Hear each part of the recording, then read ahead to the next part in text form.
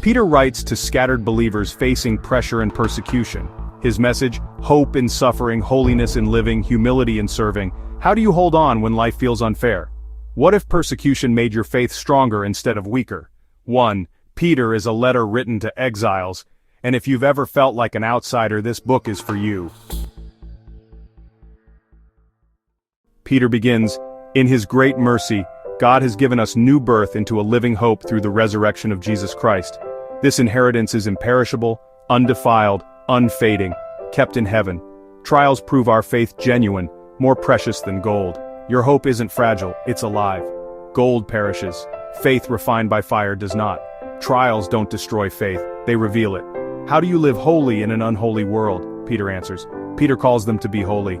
Be holy, because I am holy. And reminds them, you were redeemed with the precious blood of Christ. Holiness isn't optional, it's your calling.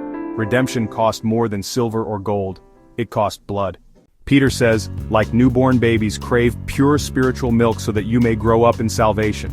He calls believers living stones being built into a spiritual house, a chosen people, a royal priesthood. You're not just saved, you're a stone in God's temple, chosen, royal, holy. God says this about you. What if your life was the only sermon people ever read? He urges them, live such good lives among unbelievers that they may see your good deeds and glorify God. And he points to Christ.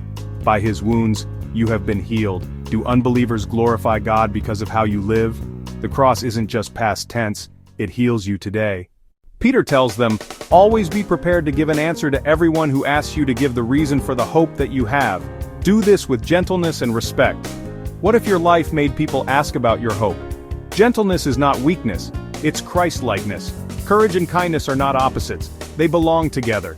Peter reminds them, Christ suffered once for sins, the righteous for the unrighteous, to bring you to God. Your suffering isn't meaningless, it connects you to Christ. The cross is the bridge that brought you home. Peter says, don't be surprised at the fiery ordeal that comes to test you, as though something strange were happening. But rejoice that you participate in the sufferings of Christ. Stop being shocked by trials. Start seeing them as training. Suffering isn't strange, it's the Christian story. Rejoice in trials, only if you see the glory beyond the fire. Peter exhorts elders, shepherd God's flock willingly, not for selfish gain. To all he says, clothe yourselves with humility. God opposes the proud but gives grace to the humble. Pride pushes God away. Humility draws his grace. He reminds them, cast all your anxiety on him because he cares for you. And warns, be alert.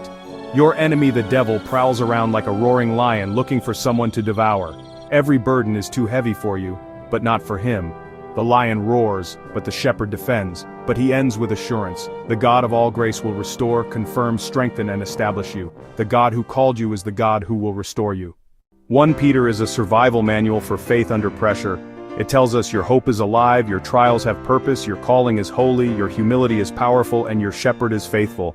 Hope is alive. Stand firm in grace.